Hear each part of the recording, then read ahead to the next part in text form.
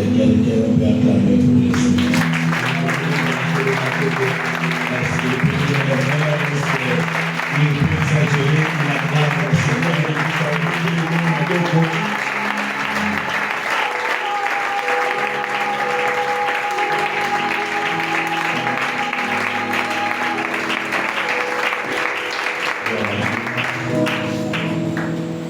Ayez de bonnes habitudes. Vous allez d'être dans la joie, dans la présence de Elohim Adonai. Vous savez, certains d'entre nous ne représentent rien même dans leur famille. Ils sont rien. Oui. Qu'est-ce que tu veux être? Tu n'apportes rien. Tu veux qu'on t'appelle lors des décès des organisations familiales après qu'on sort, mais toi tu ne cotises pas.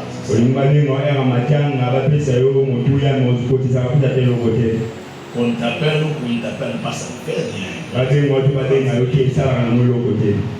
Alléluia. Amen. Alors si nous avons de l'importance et si nous avons beaucoup d'utilité et de valeur, c'est à cause de la chose que Dieu a placée en toi. C'est à cause de l'amour que Dieu manifeste. Tu sais, tu peux ne pas être l'invité du président. Sois zélé parce que tu es l'invité du grand roi. Chaque dimanche, quand tu foules la plante de tes pieds enseignés,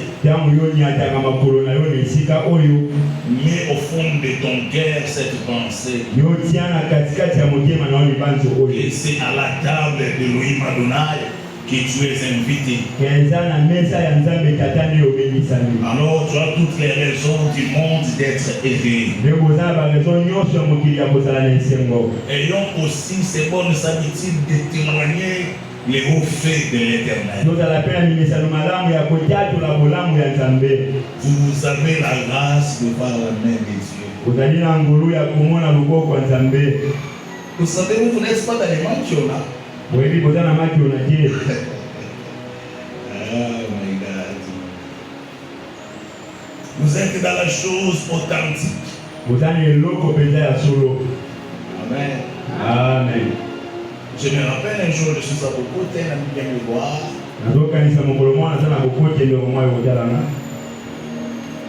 Comme si c'était en blaguant, il me dit, pasteur, tu sais, nous sommes amis de longue date. Vous savez, nous avons toute une organisation. À l'époque, il travaillait avec les pasteurs qui est devenu fou. Nous ne voulons pas citer son nom pour s'éviter des problèmes. Alors qu'il a été leur organisation, ils avaient des gens qui jouent le rôle de coca. Les autres jouent le rôle d'aveugle. Les autres, il y a plusieurs catégories et plusieurs rôles. Je lui dis que le Seigneur m'en garde, qu'il me préserve. J'ai un don qui a fait ses preuves, alors je n'avais pas besoin. Et après quelques temps, il y a eu des scandales. Et certains d'entre vous connaissent la suite de cette histoire. Ainsi, à tout moment que l'Éternel se glorifie dans vos vies, témoignez Elohim Adonai de tout votre cœur. Afin que l'on sache s'il y a des membres qui ont autre chose, s'il y a la magie, il y a un Dieu qui opère jusqu'aujourd'hui. Et cette habitude de témoigner. N'ayez pas honte de témoigner. Vous savez, Dieu n'a pas eu honte de te bénir. Dieu n'a pas eu honte de te visiter. Malgré tout ce que tu peux être, malgré tout ce que tu es devenu là, l'Éternel t'a béni. Alors il faut toujours témoigner le Seigneur. Le jour où vous allez commencer à témoigner, vous marcherez avec l'Éternel dans une autre dimension. Vous savez, il y a d'autres choses, je n'aime pas vraiment en parler du haut de la chair. Parce que depuis un certain moment, vous me suspectez aussi, je sais. Amen. Amen. Raison pour laquelle nous nous abstenons. Vous savez ce jeune homme ici? Je ne sais pas si c'est l'air maman Leki, si c'est l'air maman Koloto, si c'est qui. Elle voulait le bouffer. Nous avons cherché à traiter la chose à l'amiable. Nous avons averti sur les dangers qu'elle courait.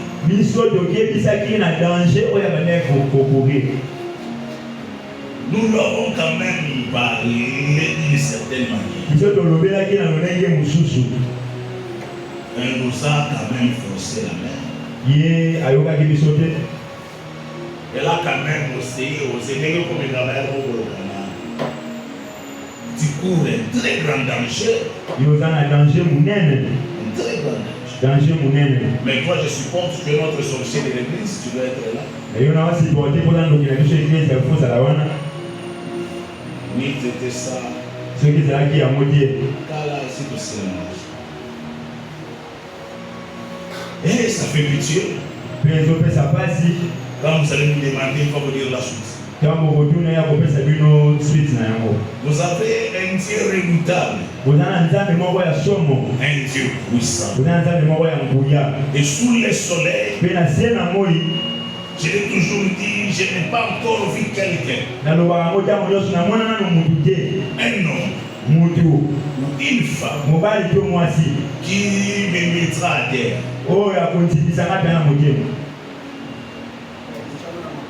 C'est impossible. Quelle doit être aussi ton attitude? Aucun homme, aucune femme ne décidera sur ta vie sur le sol.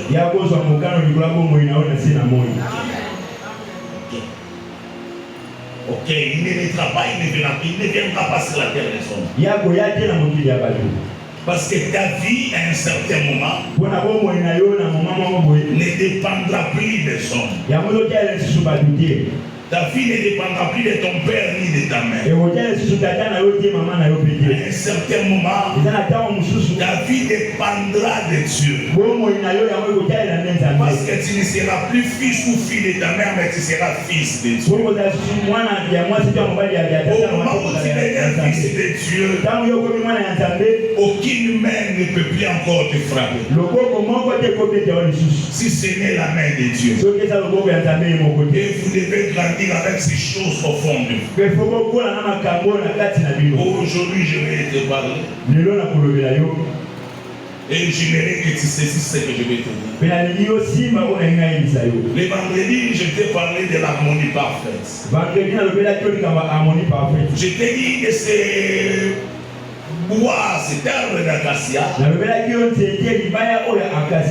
qui sont allés chercher dans les milieux sauvages, dans les déserts, avec ses épines, avec son comportement à lui, quiconque qui se frottait à lui devait être blessé. Ce qui a été le vendredi, nous avions insisté. Il faut qu'un travail soit fait en toi. Et quand le travail sera accompli en toi, là, nous témoignerons les merveilles de Dieu. Mais si le travail n'est pas fait en toi, tu deviendras un sujet de scandale et de honte pour nous. Aujourd'hui, nous allons aborder dans le même sens. Nous allons ajouter une touche prophétique. Tu n'as pas l'habitude de venir à l'église. Quand je parle de touche prophétique, toi tu penses directement à la prophétie. Il y a ce que nous appelons les dons de la prophétie. Il y a ce que nous appelons les ministères de la prophétie, les ministères prophétiques. En bref, c'est quoi l'enseignement prophétique? Quand je vous parle de l'enseignement prophétique, quand je dis que je serai prophétique, c'est-à-dire j'aurai une façon de parler. C'est quoi cette façon de parler? Cette façon de parler, c'est de prendre les symboles, les énigmes. Qu'est-ce que nous appelons symboles et énigmes? Vous êtes une jeune église qui tend vers sa croissance. Raison pour laquelle je suis en train de peser mes mots, pour que tous nous ayons la même compréhension des choses. Qu'est-ce que j'appelle symbolique? Qu'est-ce que j'appelle énigme? Tout ce que tu appelles Ancien Testament là, c'est ce que nous appelons énigme et symbole. Parce que dans l'Ancien Testament, le langage est voilé. Et quand un prophète ministre vient, par la maman que tu es allé voir en Ngabala qui tout que tu bouges la tête. Pas cette maman. Non, elle n'est pas prophète. Pas ce frère-là qui dit non. Alors mon travail, je vais prendre ces écritures qui te semblent complexes et compliquées, dont tu n'as pas la meilleure compréhension. Je vais exhiber ces écritures au devant de toi. Mais je me donnerai la peine de te situer par rapport à ces écritures. Mais d'expliquer ici quand tu parles, il s'agit d'Israël. Ça, c'est l'aspect espace. Ici, quand Dieu parle, il s'agit des nations. Ici, quand Dieu parle, il s'agit de l'église. Après cela, il y aura l'aspect temps. Je te dirai, cette écriture était déjà accomplie. Cette écriture est en train de s'accomplir. Cette écriture n'est pas encore accomplie. C'est ça. Mais je vais simplifier mon langage parce que la majorité d'entre vous, certains d'entre vous sont sortis de Michoni. Les autres sont de Kimbangu. Alors il faut être explicite pour la meilleure compréhension. Le vendredi, j'ai parlé de l'harmonie parfaite. Aujourd'hui, je vais chercher la sagesse auprès des 4 petits animaux. C'est ça le terme. Je cherche la sagesse auprès des 4 petits animaux. C'est que la Bible appelle les animaux. Alors toi tu me prêtes seulement ton oreille. Donc je vais t'amener chez la fourmi, je vais t'amener chez les sauterelles, je vais t'amener chez les lamas, je vais t'amener chez les lézards. C'est dans la Bible. Ne t'embrouille pas. Je vais commencer avec les 4 petits animaux là qui est les lézards. l'évolution de l'enseignement, tu comprendras qu'est-ce que la Bible voulait dire par là. Et la pensée profonde est cachée de ces choses. Toute écriture est inspirée de Dieu. Pour corriger, instruire. Amen. Amen. Voilà. Si tu tiens le mot, nous lisons. Lévitique chapitre 11. Lévitique chapitre 11. Verset 29. Je vais lire jusqu'au 30e. Je t'ai demandé de te tenir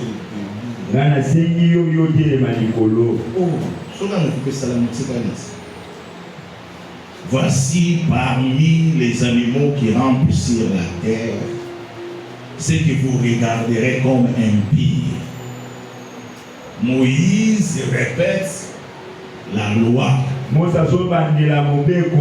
Il dit voici parmi les animaux qui rampent sur la terre.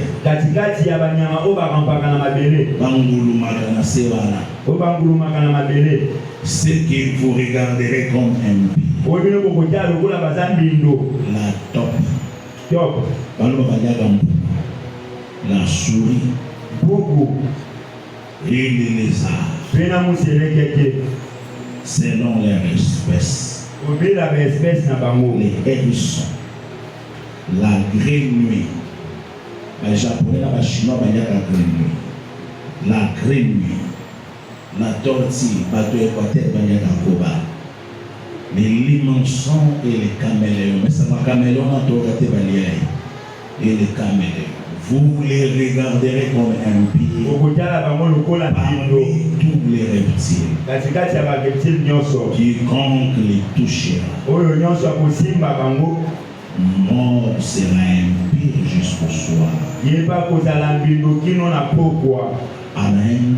Parole de l'Éternel. Amen. Parole de l'Éternel. Amen. Est-ce que tu peux acclamer le Seigneur? Est-ce que tu peux manifester de nouvelles choses? Est-ce que tu peux manifester de nouvelles choses? Amen. Amen. Salut ton bien-aimé. Tu de toi, tu l'es béni. Tu lui dis, je t'ai béni. Et tu fasses grâce. Et tu t'accordes beaucoup de bonheur. Voilà. Amen. Amen. La vie est dans l'explication des choses. Amen. Amen. Aïna. Voilà. Maintenant, s'il ne connaît pas Aïna, si on dit Aïna, quelle sera sa réaction?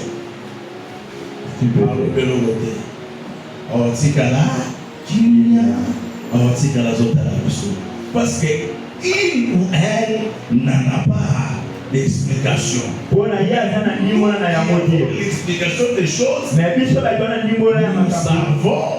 Si on dit Aïna, on dit ça. Voilà. Ça va. Amen. C'est comme ça que les Écritures. Comme je viens de le lire ici, c'est que j'ai dit Aïna. Il faut maintenant que j'explique pour que vous répondiez sans. Ça va. Amen. Vous êtes avec moi ici. Amen. J'aimerais attirer vraiment ton attention. Et tu me suives avec une attention soutenue. Elohim Adonai parla avec Moïse. Il explique des choses à Moïse de manière symbolique. Il montre à Moïse certains animaux. Là, c'est dans la vision Moïse, il voit. Il voit des choses semblables aux lézards, il voit des choses. Qui mange les cobayes? C'est un problème qui mange le coba à la tortue. C'est bon. Hein? C'est bon. Nous allons. Soit tu vas dire qu'on a dit nous on a ça. Tu peux se la sauce. Elle est comme se mettre. Mais quand on va essayer là, en tout cas, qui ont déjà mangé la grenouille.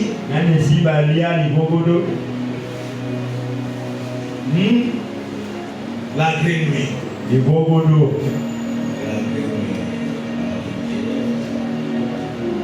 Qui ont déjà mangé la souris. Pourquoi ça m'a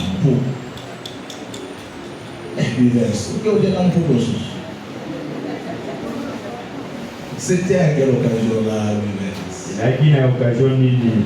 Qui ont déjà mangé les lézards. Nous avons appris dans notre pays que nos amis de la MONUSCO, quand ils étaient ici, c'était leur plat préféré.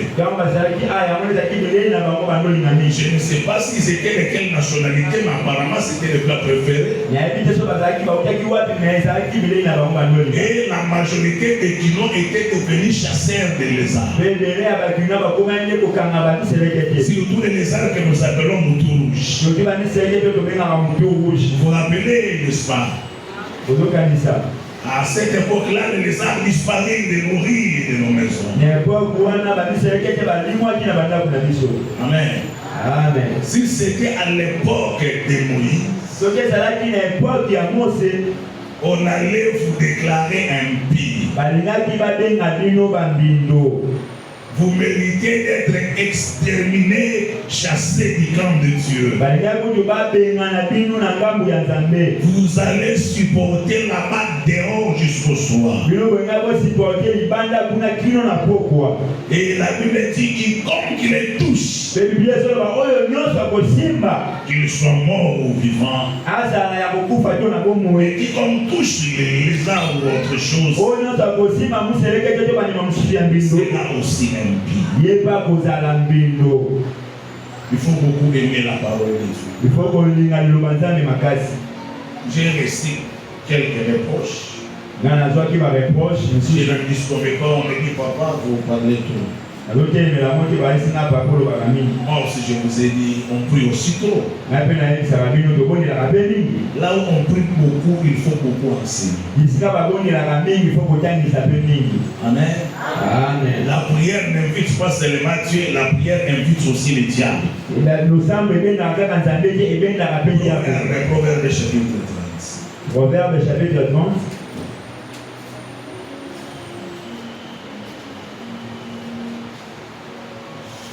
Proverbe chapitre 30. Attends, je vais faire les noms d'abord.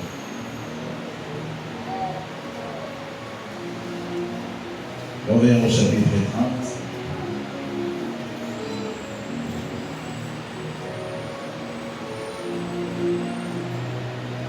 Qu'est-ce que la Bible me dit, 24 verset. La Bible dit, il y a sur la terre 4 animaux petits. Tu es avec moi? J'ai déjà insisté à mener vos Bibles. Ayez même vos Bibles dans vos Android. Mais toi, Erickson, je remarque que tu regardes ton téléphone.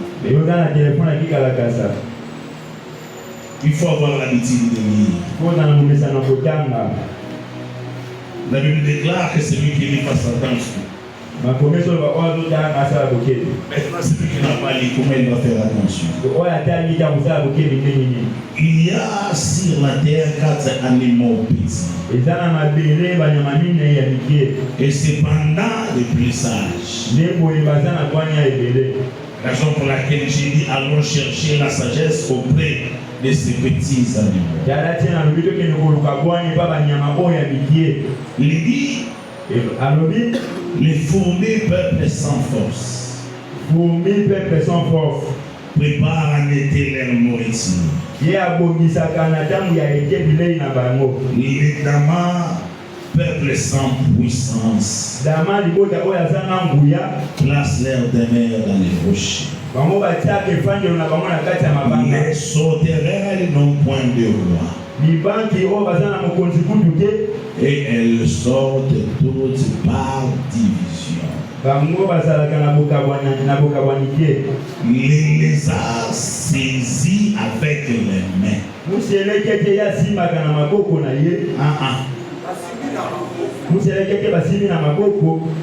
Voilà.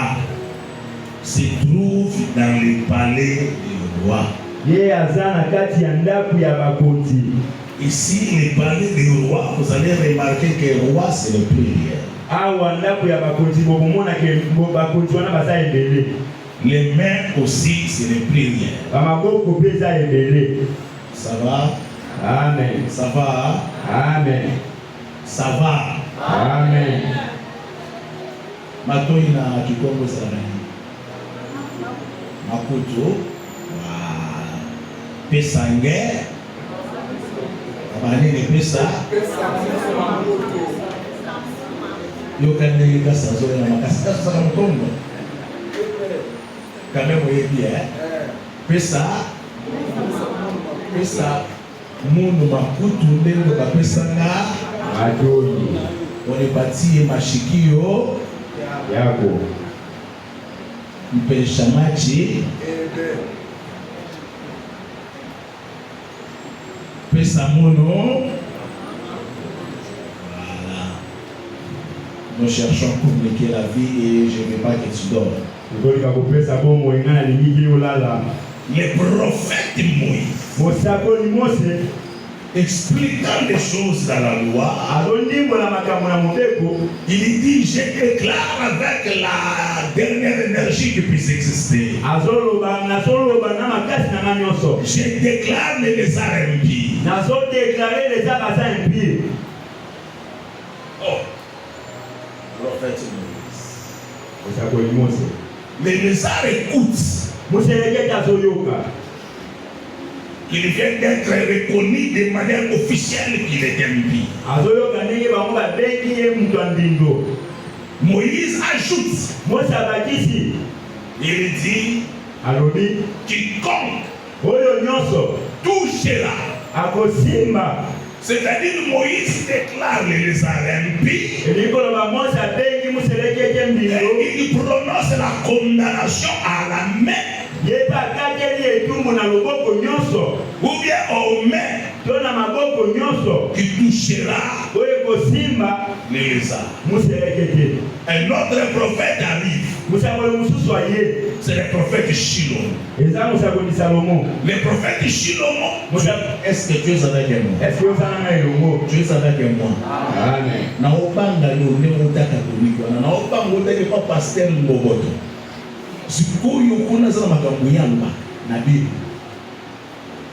Amen. Amen. Donc tu dois me suivre avec une attention soudée. Les prophètes Shlomo, Elohim l'amène dans la sagesse. Parce que lui, il est dans ce domaine-là. Elohim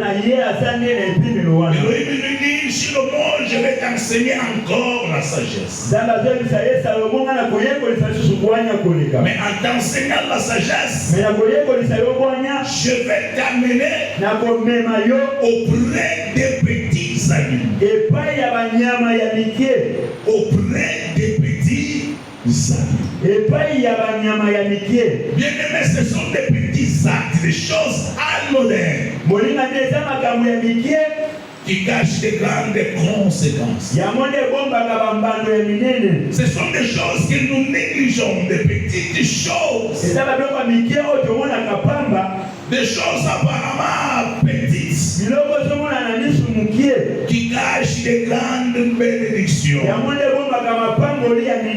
Elohim dit à Shlomo: je vais t'enseigner la sagesse. Shlomo pensait que Elohim peut l'amener auprès de l'éléphant. Parce que l'éléphant a un grand cerveau. Les hommes du monde disent souvent: les apparences sont trompées. Bien-aimé, écoute-moi. Ne porte jamais un jugement par rapport à à l'apparence. La sagesse de Dieu se cache aussi dans des petites choses. Les hommes que vous négligez aujourd'hui sont des grands enseignements de Dieu. Ils peuvent être des grandes leçons de sagesse. Amen. Amen. Des hommes sans formation, sans études, sans position dans la vie. Et pendant faites très attention. Faites très attention. Au moment où Mephibosheth sortait de Jérusalem, il sortait de Jérusalem en fuyant. S'il les donne du serviteur de son papa.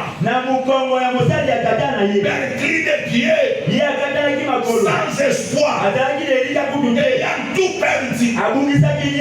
Le jour où Mephibosheth sortait de Jérusalem, tous les contacts, tout celui qui avait le numéro de Mephibosheth, il avait passé cela de son répertoire. Tout celui qui connaissait Mephibosheth fournissait l'effort de plus le reconnaître. Mais le jour où Mephibosheth retournait dans Jérusalem, il ne retournait pas dans Jérusalem comme ces malheureux-là, comme ces perclis de pied. Il retournait dans Jérusalem comme l'invité du grand roi pour occuper une place dans la maison royale. Aujourd'hui, on connaît ton présent, mais ton demain, personne ne les connaît. Ton futur, personne ne les connaît. Aujourd'hui, tu peux être petit, mais en toi, tu caches la main de sagesse de Dieu. Jamais l'apôtre Paul, à l'époque de Paul, pour manifester la sagesse, il fallait être un vieillard. Quand l'apôtre Paul regarde Timothée, il dit à Timothée, tu es petit, tu es encore jeune, mais je vais te prodiguer un conseil que personne ne méprise ta jeunesse, parce que dans ta jeunesse, on regarde toi, au bon nous baigner ensemble. Fais attention. Amen. Amen. L'Éternel amène Shilomo auprès de ceux qui est petit. Il dit Shilomo observe. Shilomo regarde la fourmi. Là il n'y a pas de problème. Shilomo regarde les damas. Là il n'y a aucun scandale. Shilomo regarde les sauterelles. Pareillement, il n'y a pas de problème. Shilomo regarde les lézards. C'est là que les problèmes commencent. Parce que le prophète Moïse, il dit quiconque touchera. Mais dans la vision, Shilomo il voit les lézards, il voit les mains. Les mains qui viennent toucher les lézards. Amener les lézards dans le palais de roi. Il dit à Shilomo, tu vois les lézards, il est petit, saisi. Les mains, il a dans le palais de roi. Dans le palais de roi. Quelles sont ses mains? Parce que Moïse connaît déjà les mains. Alléluia. Amen. Amen. Amen. Est-ce que ça va? Amen. Est-ce que ça va? Amen. Écoute ce que Moïse fait. Moïse, il déclare les arts impies. Il dit, messieurs les arts, madame les arts, en vertu du pouvoir, de l'autorité qui m'a été donnée pour promulguer la loi d'Élohim, en qualité de prophète, géniteur de la loi, messieurs les arts, c'était déclaré impie. L'ensemble acclame. On dit amen. Parce que quand Moïse parle, tu dois dire amen. Si tu refuses de dire amen, c'est un bloc. Tout le monde dit amen. Mais les salles fait partir à lui triste qu'il était. J'ajoute une autre clause. Même la personne, même les mains qui oseront te toucher. Moi, Moïse, je les condamne. Il y a des vies comme ça. Il y a des situations comme ça dans la vie. Il y a des combats et des malédictions qui tombent sur quelqu'un qui engage directement son environnement. Amen. Ses voisins, son environnement, sa société. Dans le mouvement de l'envoûtement, de l'enchantement et de la malédiction. Il faut faire très attention. On dit toi là, tu ne vas pas monter. Tu ne perceras pas. Tu ne partiras pas loin. Mais ça ne se limite pas là. Même la main qui osera s'élever pour t'aider. Cette main sera frappée. Je connais un frère qui est venu ici à l'arme en pleurant. Je me disais, papa, c'est devenu de trop. Trop d'occasions là. Il dit la dernière occasion, le monsieur m'a promis monde de merveilles. Il est grand dans ce pays. Le jour où les messieurs fixent à notre frère le rendez-vous, c'est le jour que ce monsieur perd sa mère. Le rendez-vous est annulé jusqu'aujourd'hui. Je connais encore un autre cas, il s'agit de notre sœur. Il a cherché le travail. Elle rencontre un homme potentiel, un homme bénédiction dans sa vie. Cet homme lui promet monde de merveille. Cet homme lui dit, je vais t'élever. Je ferai de toi grand. Je te parle de notre CV. C'est fixé en nous. La sœur amène les dossiers. L'homme commence à traiter les dossiers. Le jour de la conclusion, le monsieur tombe et il meurt. Tous les espoirs s'en vont. Tu vois ça? Je te déclare impie. Et j'interdis à n'importe quelle main de faire ton secours. Vous savez, il y a des gens comme ça. Il est méchant. Ceux qui peuvent vous soigner, ceux qui peuvent vous bénir, c'est votre problème. Mais dans ce combat, il engage tous les quartiers. Quelqu'un est avec moi. Amen. Quelqu'un est avec moi. Amen. Est-ce que quelqu'un me reçoit? Amen. Je te forme aujourd'hui. Peu importe l'interdiction de Moïse. Aujourd'hui, c'est dimanche ici. Il y aura une mer. Oh! J'ai cru que je t'ai parlé. J'ai cru que j'ai parlé à quelqu'un. J'ai pensé qu'il s'agissait de toi. Oh!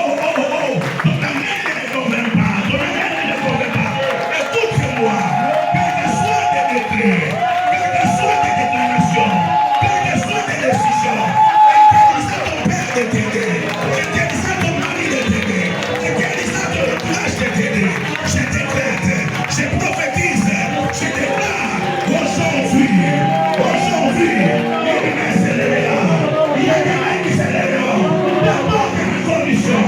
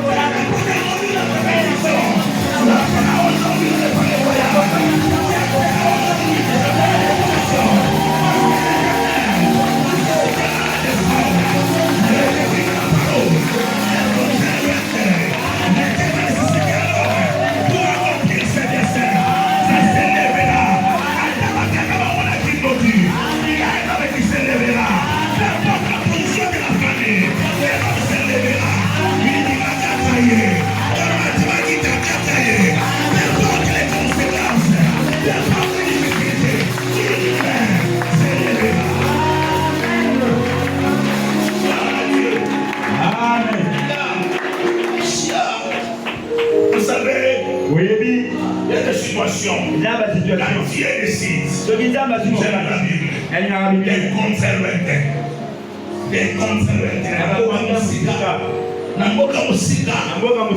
L'Éternel suscite un homme. Tu ne les connais pas. Mais l'Éternel suscite pour que l'Éternel puisse accomplir son dessein. Amen. Ils diront famille à la loge. Pourquoi dans la famille on a dit?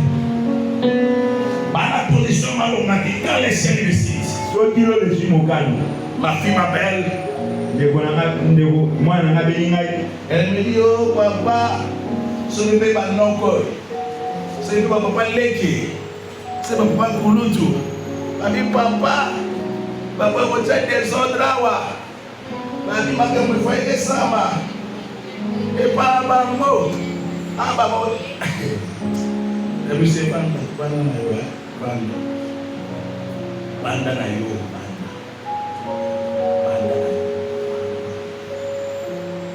Parce que le ciel a décidé de te faire du bien. L'Éternel demande à Job, petit, jeune homme, qui est-il? Et nous avons cette folie, la folie d'obscurcir la descente d'Elohim Adonai. Quand Elohim veut accomplir quelque chose, quand il commence à accomplir quelque chose, ça ne dépend ni de ton père, ni de ta famille, ni de la loi, ni du gouvernement. Oh, mon Dieu. J'ai détourné les prophétiques qui se rencontrent contre. Mais écoute-moi bien. La folie de Dieu. Il appelle Moïse, il parle avec Moïse. Il dit Moïse, il grande armée. Une armée redoutable. Une armée forte. Qui domine. Qui paralyse mon peuple. C'est l'armée de Pharaon. Avec les premières qualités de chars. Avec les chars sophistiqués. Avec les armes automatiques. Il appelle Moïse. Moïse dit waouh. Les chars vont descendre du ciel. J'aurai des armes sophistiquées.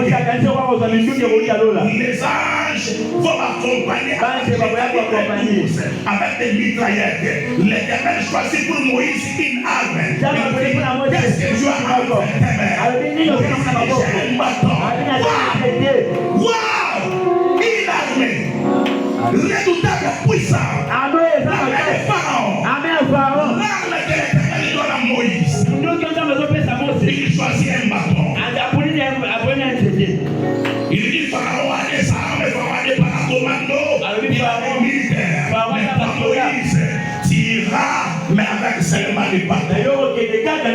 Moïse entre dans les palais de Pharaon avec son bâton. Il dit à Pharaon, Pharaon, je suis venu libérer les peuples de Dieu. Pharaon regarde Moïse.